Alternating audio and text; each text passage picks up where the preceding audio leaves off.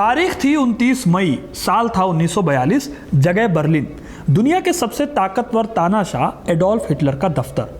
बाहर हथियार बंद सैनिकों का पहरा था और अंदर यूरोप की किस्मत तय करने वाली मीटिंग्स चल रही थी।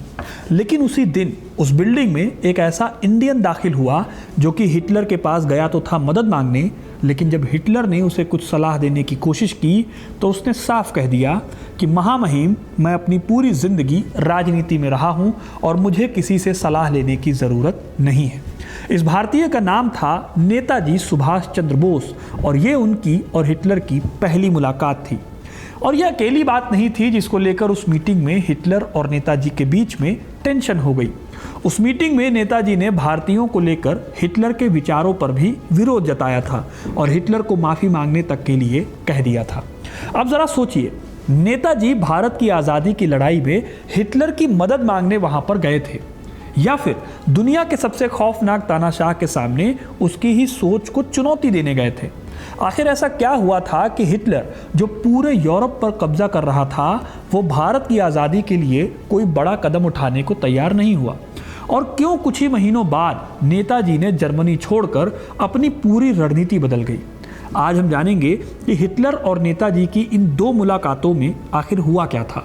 क्यों हिटलर ने भारत की लड़ाई को अपनी प्राथमिकता नहीं बनाया? क्यों नेताजी ने जर्मनी से उम्मीद छोड़ दी? और कैसे इन मुलाकातों ने भारत की आज़ादी की लड़ाई की दिशा को हमेशा के लिए बदल दिया? तो वीडियो को पूरा देखिएगा, क्योंकि अपना इतिहास नहीं जानोगे तो खुद को कैसे पहचानोगे।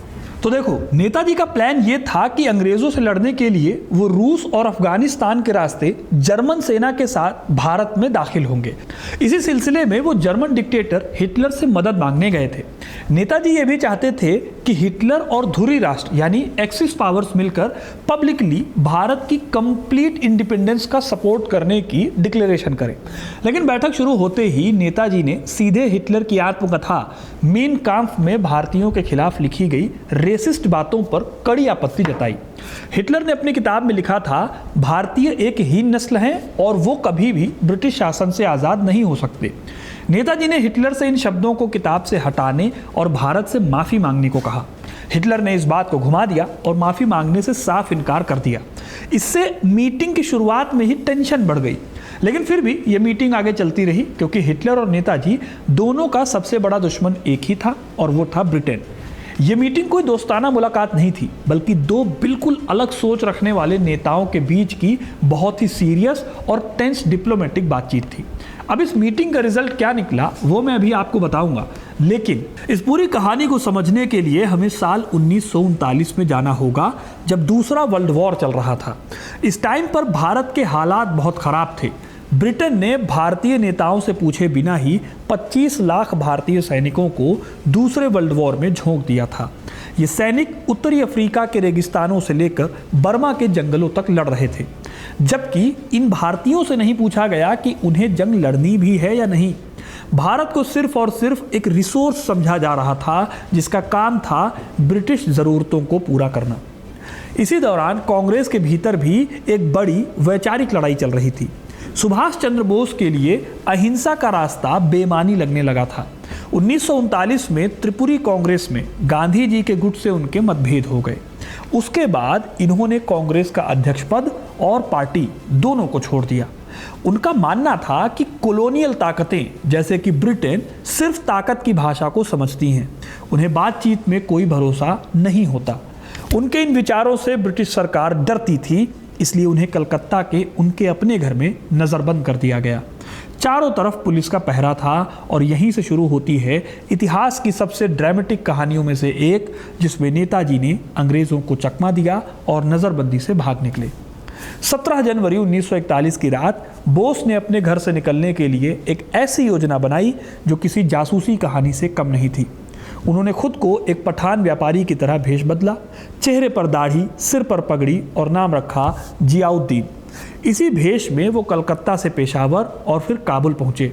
यहाँ पर उनको आगे ले जाने के लिए उन्हें गाइड करने के लिए मौजूद थे भगत राम तलवार। भगत राम तलवार को उनकी काबिलियत के हिसाब से खुफिया एजेंसीज ने सिल्वर नाम दिया था। तलवार वो जासूस थे जो एक साथ 5 ताकतों यानी ब्रिटेन, इटली, जर्मनी, जापान और सोवियत संघ के लिए काम कर रहे थे। यानी जिस आदमी के भरोसे बोस अपनी जान हथेली पर रखकर सरहद पार कर रहे थे, माना जाता है कि वही चुपचाप उनकी हरकतों की खबर अंग्रेजों तक भी पहुंचा रहे थे। फिलहाल काबुल में इटालियन एम्बेसडर्स की मदद मिली और वहां से बोस ट्रेन के जरिए समरकंद होते हुए मॉस्को पहुंचे, सोवियत की जमीन को पार करते हुए। शुरू में उनका इरादा सोवियत रूस से मदद पाने का था, क्योंकि वो सोवियत को अपना सपोर्टर मानते थे और उन्हें लगता था कि सोवियत उनके साथ खड़ा होगा। लेकिन मॉस्को में उन्हें कोई फॉर्मल मुलाकात तक नसीब नहीं हुई। इसके पीछे की बड़ी वजह सोवियत की अपनी विदेश नीति और जर्मनी के साथ उसकी ट्रीटी थी। यही ट्रीटी तोड़कर आगे हिटलर ने सोवियत पर हमला किया था, जिसे ऑपरेशन बारबरोसा कहा जाता है। इस पर मैंने डिटेल में वीडियो भी बनाया, आप चाहें तो यहाँ पे इसको क्लिक करके देख सकते हैं। खैर, जब सोवियत से मदद नहीं मिली तो बोस ने अपना पाला बदला और वो रोम होते हुए बर्लिन की ओर कूच कर गए। अब यहाँ पर आपको एक इंटरेस्टिंग बात बताता हूँ। 3 अप्रैल 1941 को नेताजी बर्लिन पहुंचे, लेकिन वो यहाँ पर सुभाष चंद्र बोस नाम से नहीं आए थे। इटालियन एम्बेसडर्स की मदद से उन्हें एक दूसरे नाम से पासपोर्ट मिला था। इसमें उनका नाम था ओरलांडो मजोटा।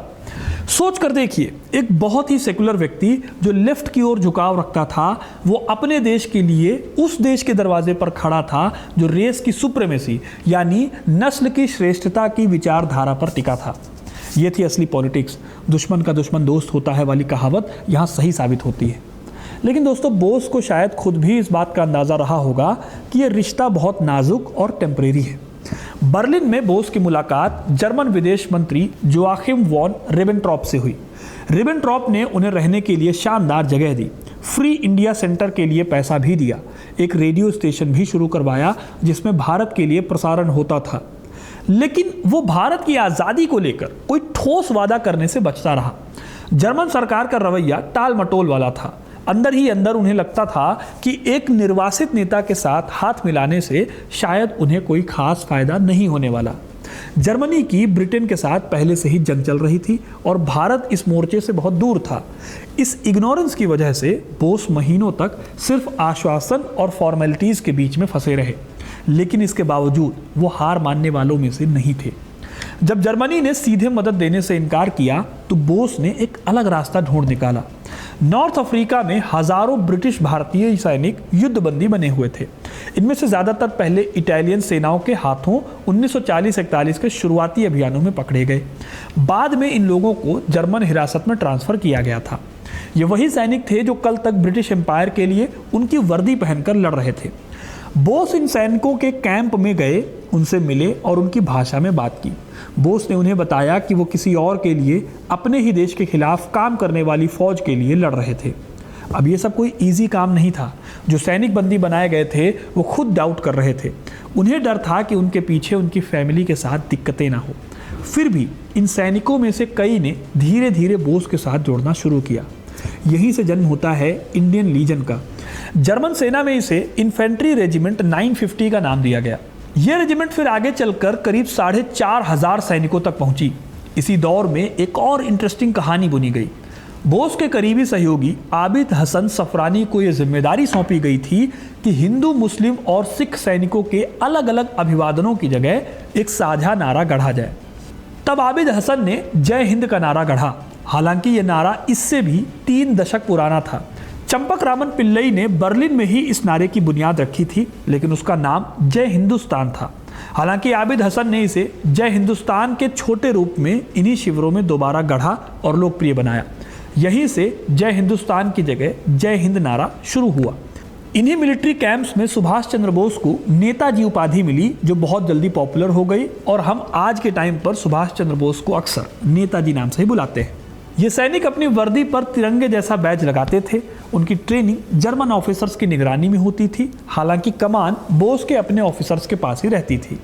लेकिन जैसे ही सुभाष चंद्र बोस का ये प्लान थोड़ा आगे बढ़ा, एक बहुत बड़ी घटना हो गई। 22 जून 1941 को हिटलर ने एक ऐसा काम कर दिया जिसने नेताजी की पूरी स्ट्रेटेजी को एक झटके में तबाह कर दिया। इस दिन हिटलर ने ऑपरेशन बारबरोसा शुरू किया और सोवियत पर हमला बोल दिया। यह सेकेंड वर्ल्ड वॉर का अब तक का सबसे बड़ा मिलिट्री कैंपेन था। 30 लाख से ज़्यादा जर्मन सोल्जर्स एक साथ पूर्वी मोर्चे पर उतरे और सोवियत को हराने निकल पड़े। दूसरी ओर नेताजी का पूरा प्लान ही यह था कि वो रूस और अफगानिस्तान के रास्ते जर्मन सेना के साथ भारत में दाखिल होंगे, लेकिन रूस पर जर्मनी के हमले के साथ ही वो रास्ता हमेशा के लिए बंद हो गया, क्योंकि अब जर्मनी की पूरी मिलिट्री ताकत पूर्वी मोर्चे पर उलझ चुकी थी। भारत की तरफ किसी अभियान के लिए न सैनिक बचे थे, न रिसोर्सेज बचे थे। महीनों तक बोस को सिर्फ आश्वासन मिलते रहे, कोई ठोस फैसला नहीं हुआ। यहीं से उन्हें लगा कि नौकरशाहों से बात करने का कोई फायदा नहीं, अब सीधे फ्यूहरर यानी हिटलर से आमने सामने बात करनी होगी। इसी हताशा ने 29 मई 1942 की उस मुलाकात की ज़मीन तैयार की जिससे हमने कहानी शुरू की थी। वापस चलते हैं उसी जगह जहां से हमने वीडियो शुरू की थी। जैसे ही मुलाकात शुरू हुई, हिटलर अपने स्वभाव के मुताबिक वर्ल्ड पॉलिटिक्स पर लंबे लंबे भाषण देने लगा। हिटलर की आदत थी, वो अक्सर विदेशी मेहमानों के सामने एक तरफा ही बोलता था। उसके अधिकारी भी उसे बीच में टोकने की हिम्मत नहीं करते थे। लेकिन सुभाष चंद्र बोस ने हिटलर की फालतू की बातों को सुनकर टाइम वेस्ट नहीं किया और हिटलर को बीच में ही टोक दिया। उन्होंने हिटलर के सामने सीधे मेन काम्फ का मुद्दा उठा दिया। यह किताब है जो हिटलर की आत्मकथा है। इस किताब में हिटलर ने भारतीयों के बारे में काफ़ी अपमानजनक टिप्पणियां की थी और लिखा था कि भारत पर ब्रिटिश शासन बना रहना बेहतर होगा। बोस के लिए यह कोई नया मुद्दा नहीं था। 1930 के दशक में जर्मनी की अपनी यात्राओं के दौरान भी वो इन टिप्पणियों पर अपनी आपत्ति जता चुके थे। इस मुलाकात में भी उन्होंने इन हिस्सों को वापस लेने या फिर किताब से हटाने की मांग की। कमरे में मौजूद हिटलर के official translator Paul auto Schmidt के लिए ये मौका बहुत ही अनकंफर्टेबल करने वाला था, क्योंकि उस दौर में हिटलर को इतना क्लियर कट चैलेंज देना लगभग इम्पॉसिबल माना जाता था। हिटलर ने इन टिप्पणियों को पुरानी बात कहकर टाल दिया। उसने ना तो इन्हें वापस लिया और ना ही उन्हें हटाने का कोई भरोसा दिलाया। ये पहली मुलाकात किसी रिजल्ट पर पहुंचे बिना ही खत्म हो गई। बोस बर्लिन लौट आए, लेकिन उनके सब्र का इम्तिहान अभी भी बाकी था। करीब 1.5 महीने बाद 15 जुलाई 1942 को उन्हें दोबारा हिटलर के सामने बुलाया गया, लेकिन इस बार बर्लिन में नहीं।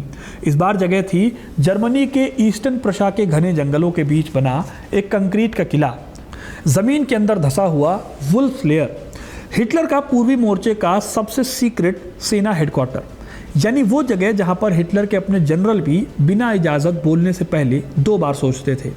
यही इस दूसरी और आखिरी मुलाकात में माहौल तब और टेंस हो गया जब हिटलर एक वर्ल्ड मैप के पास ले जाकर नेताजी को समझाने लगा कि जर्मनी ज्योग्राफिकली भारत से दूर है, इसलिए भारत की आज़ादी के लिए जापान ज़्यादा प्रैक्टिकल सपोर्टर साबित हो सकता है। वैसे तो मिलिट्री के हिसाब से ये एक रियलिस्टिक अजम्पशन भी था। बातचीत के दौरान बोस ने भी क्लियर कर दिया कि उनकी अपनी पॉलिटिकल अंडरस्टैंडिंग और अपनी स्ट्रेटजी है। पॉल ऑटो श्मिट के मेमोयर या संस्मरण बताते हैं कि हिटलर की सलाह को नरमी के साथ लेकिन सॉलिड वर्ड्स में नेताजी ने चैलेंज किया। एक ऐसा नेता जो भारत से बाहर दुनिया भर में अपने देश की आज़ादी के लिए लड़ाई लड़ रहा था, सपोर्ट ढूंढ रहा था, वो इतनी बेबाकी से दुनिया के सबसे बड़े तानाशाहों में से एक के सामने इतनी बेबाकी से अपनी बात रख रहा था, जो अपने आप में इनक्रेडिबल था। इन दोनों मुलाकातों में सुभाष चंद्र बोस की पॉलिटिकल मांगों को आखिरकार ठुकरा ही दिया गया और भारत के पक्ष में कोई ठोस नतीजा नहीं निकला। हालांकि इतना ज़रूर हुआ कि हिटलर ने सुभाष बाबू को एक पनडुब्बी देने के लिए हामी भर दी ताकि वो यूरोप से निकलकर ईस्टर्न एशिया की तरफ जा सके। इन मुलाकातों के बाद बोस को समझ आ गया था कि जर्मनी उनको सपोर्ट नहीं करेगा। उन्हें यह भी पता चल गया था कि वेस्टर्न मोर्चे से भारत की आज़ादी की लड़ाई लड़ना अब प्रैक्टिकल नहीं रहा। 8 फरवरी 1943 को वो एक जर्मन पनडुब्बी U-180 में सवार हुए। ये सफ़र बहुत खतरनाक था क्योंकि अटलांटिक महासागर में अलाइड फोर्सेस की नेवी लगातार गश्त लगा रही थी और एक भी गलती पूरे प्लान को डुबो सकती थी। यहीं पर एक और घटना होती है जो सेकेंड वर्ल्ड वॉर के इतिहास में लगभग अनोखी है। अटलांटिक महासागर में मेडागास्कर के पास उफनती लहरों के बीच बोस को जर्मन पनडुब्बी से निकालकर एक जापानी पनडुब्बी I-29 में ट्रांसफ़र किया गया। दोनों पनडुब्बियां समंदर की सतह पर एक दूसरे के बगल आई और एक छोटी सी नाव के जरिए बोस को एक पनडुब्बी से दूसरी में भेजा गया। यानी जंग के दौरान 2 अलग अलग देशों की नेवी के पनडुब्बियों के बीच किसी आम आदमी का ये बहुत ही क्रूशियल ट्रांसफ़र था, जो कि उस दौर में लगभग ना के बराबर होता था। जापान पहुंचकर बोस ने आज़ाद हिंद फौज को एक बड़ी सेना में बदल दिया। इसमें सिंगापुर और साउथ ईस्ट एशिया में रह रहे लाखों भारतीय प्रवासियों ने भी हिस्सा लिया, पैसा दिया, सैनिक भेजे। यहाँ तक कि महिलाओं की झांसी की रानी रेजिमेंट भी बनी, जो उस दौर के लिए बहुत ही इनक्रेडिबल कदम था। आईएनए इस जंग को हार गई। इम्फाल और कोहिमा के मोर्चों पर बहुत नुकसान झेलना पड़ा, लेकिन उसके बाद 1945-46 में लाल किले के मुकदमों ने पूरे भारत में एक नई पॉलिटिकल लहर पैदा कर दी। आम जनता, जो अब तक आज़ाद हिंद फौज के बारे में ज़्यादा नहीं जानती थी, अब उन सैनिकों को देशभक्त मानने लगी। इसके बाद रॉयल इंडियन नेवी के विद्रोह ने ब्रिटिश सत्ता की नींव हिला दी और आखिरकार 1947 में इन अचानक हुए कारणों की वजह से भी भारत को छोड़ना पड़ा अंग्रेज़ों को। अब दोस्तों, ये पूरी घटना उस वक्त की ग्लोबल राजनीति से अलग करके नहीं देखी जा सकती। ठीक उसी दौर में जब बोस बर्लिन में दरवाजे खटखटा रहे थे, तब अमेरिका अभी अभी जंग में उतरा ही था। पर्ल हार्बर पर हमला दिसंबर 1941 में हो चुका था और पूरी दुनिया की ताकतें दो ग्रुप्स में बंट चुकी थी। ब्रिटेन खुद अपने अस्तित्व की लड़ाई लड़ रहा था। जर्मन बमबारी से लंदन के इलाके तबाह हो रहे थे। ऐसे माहौल में एक निर्वासित भारतीय नेता के लिए किसी बड़ी ताकत का ध्यान अपनी ओर खींचना आसान नहीं था। हर देश की प्रायोरिटी अपने बचाव की लड़ाई थी। भारत जैसे दूर की कॉलोनियल देश की आज़ादी किसी की फहरिस्त में सबसे ऊपर नहीं थी। यही वजह थी कि बोस को बार बार टाला जाता रहा। ये कोई पर्सनल उपेक्षा नहीं थी, बल्कि उस वक्त की मिलिट्री प्रायोरिटीज़ का नतीजा भी थी। अब सवाल ये उठता है कि इतिहास इस पूरे वाक़ये को कैसे देखता है, और यहीं से बहस शुरू होती है जो आज तक ख़त्म नहीं हुई।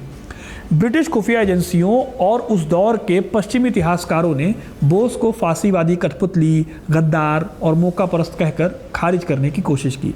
उनका लॉजिक ये था कि सत्ता की चाहत में बोस ने नाजी अत्याचारों और होलोकॉस्ट से आंखें मूंद ली। लेकिन दूसरी तरफ भारत में इस मुलाकात को अंधराष्ट्रवादी अंदाज में महिमान्वित भी किया गया। हम शक्लों वाली कहानियों ने बोस को एक ऐसा महानायक बना दिया जो किसी से नहीं डरता। एक कहानी चलती है कि जब सुभाष चंद्र बोस मीटिंग में बैठे हुए थे, तब उसी समय दो हम शक्लों को भेजा गया जो हिटलर से मैच खाते थे, और सुभाष चंद्र बोस ने उन दोनों से बात करने से इनकार कर दिया। तो इस तरह की कहानियां चलती हैं, लेकिन इस चक्कर में नाजी जर्मनी से जोड़ने का जो गहरा मोरल सवाल था वो पूरी तरह से दबा दिया गया। मॉडर्न हिस्टोरियंस जैसे कि सुगत बोस अपनी किताब हिज मैजेस्टीज अपोनेंट में और रोमन हेस अपनी किताब सुभाष चंद्र बोस इन नाजी जर्मनी में इस पूरी कहानी को ज़्यादा बारीक तरीके से देखते हैं।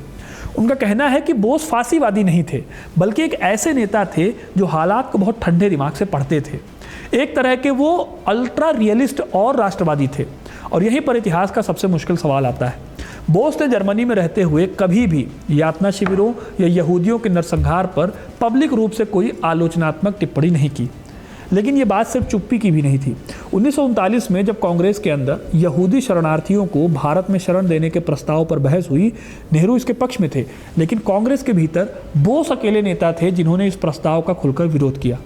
आगे चलकर 1942 में जर्मनी में रहते हुए बोस ने गोएबल्स की पत्रिका डे आंग्रिफ में खुद एक लेख लिखा। इसमें उन्होंने भारतीयों को जर्मनों का नस्लीय भाई और असली आर्य बताया, स्वास्तिक को एक प्राचीन भारतीय प्रतीक करार दिया और ये तर्क रखा कि यहूदी विरोध को भारत की आज़ादी की लड़ाई का हिस्सा बनना चाहिए, क्योंकि यहूदियों ने कथित तौर पर अंग्रेज़ों की मदद की, भारतीयों के शोषण में साथ दिया। यानी ये सिर्फ खामोशी नहीं थी, बल्कि एक बार खुद बोस की कलम से निकली हुई पोजीशन थी। मतलब उनकी पोजीशन थी एंटी जूइस्ट। कुछ इतिहासकार इसे बोस की रणनीतिक मजबूरी भी मानते हैं, कुछ इसे एक नैतिक चूक भी कहते हैं। बोस का अपना तर्क शायद यही रहा होगा कि उनका देश अकाल में मर रहा है और एक गुलाम राष्ट्र के नेता के तौर पर उनकी सबसे पहली जिम्मेदारी अपने देश को आज़ाद कराना था, ना कि किसी और की ज़मीन पर उनको मोरालिटी का पाठ पढ़ाना। अब ये कोई मैं सफाई नहीं दे रहा हूँ, बल्कि उस दौर की एक कड़वी सच्चाई है जिसे समझना ज़रूरी है कि आज़ादी की लड़ाई हमेशा साफ सुथरे और मॉरल ऑप्शंस के बीच नहीं लड़ी जाती। फिर भी दोस्तों, इस पूरी कहानी से एक बात साफ है, बोस ने ये पूरी कोशिश की कि इंडियन लीजन का कोई भी सैनिक सोवियत रूस के खिलाफ पूर्वी मोर्चे पर इस्तेमाल ना हो। उन्होंने जर्मन मिलिट्री कमांड से इसे लेकर बार बार क्लियर भी किया। यानी वो हिटलर के लिए नहीं, सिर्फ भारत के लिए सारा खेल खेल रहे थे। उस दौर के आम भारतीय की नज़र से देखें तो कहानी और भी कॉम्प्लेक्स होती है। एक तरफ ब्रिटिश सरकार थी जिसने अकाल में लाखों लोगों को मरने दिया। बंगाल के अकाल में 30 लाख से ज़्यादा लोग मारे गए। दूसरी तरफ एक ऐसा गठजोड़ था जिसकी नैतिकता पर तो सवाल उठते थे, लेकिन इसी गठजोड़ ने पहली बार एक भारतीय सेना खड़ी करने का साहस भी दिखाया। सुभाष चंद्र बोस की दोस्तों ये पूरी कहानी हमें सिखाती है कि इतिहास को सिर्फ हीरो और विलेन के चश्मे से नहीं देख सकते। एक गुलाम देश के नेता के पास अक्सर बहुत अच्छे अच्छे विकल्प नहीं होते। उन्हें उस दौर की मजबूरियों में, उस दौर की जियोपॉलिटिक्स के बीच में अपने विकल्प देखने पड़ते हैं। नेताजी की यह कहानी शायद मॉडर्न इंडियन डिप्लोमेसी के सबसे पहले सबक जैसी है कि अंतर्राष्ट्रीय राजनीति में ना कोई हमेशा दोस्त होता है, ना हमेशा दुश्मन, सिर्फ और सिर्फ नेशनल इंटरेस्ट ही परमानेंट रहते हैं। सुभाष चंद्र बोस की बहादुरी, उनके देशभक्ति पर कभी कोई सवाल नहीं उठा। आप उनसे सहमत या असहमत हो सकते हैं, लेकिन उनकी देशभक्ति पर कोई सवाल नहीं उठा सकते।